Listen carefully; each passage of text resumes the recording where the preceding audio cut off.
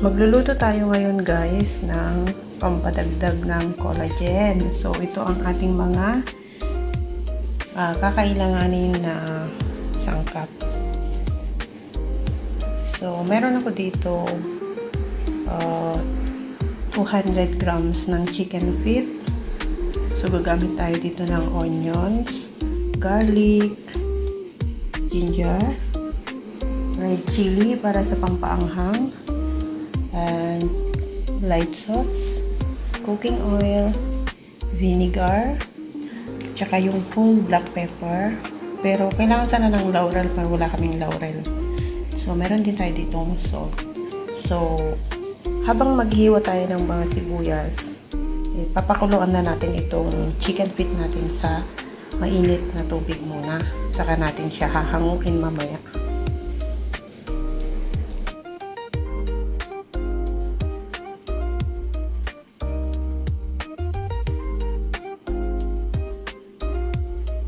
Ang ating pinakuloang tubig at maglalagay tayo ng asin.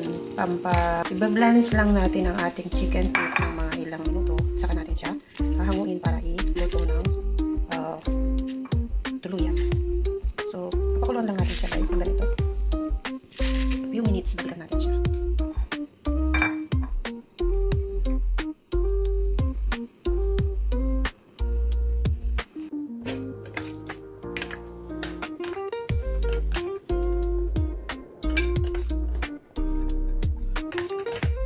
Yung chicken feet na pinakuloan natin kanina guys, at saka nahiwa na rin natin ang ating mga chili, sibuyas, garlic, at saka ginger. So ito ang ating mga gagamiting condiments.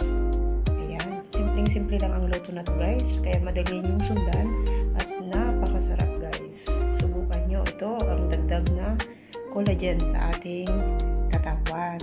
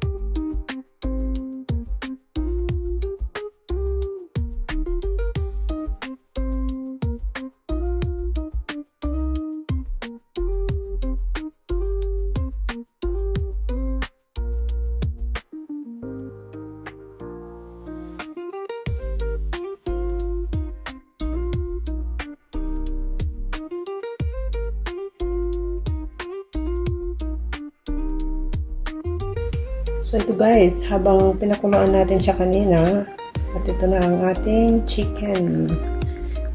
Ito na ang ating chicken.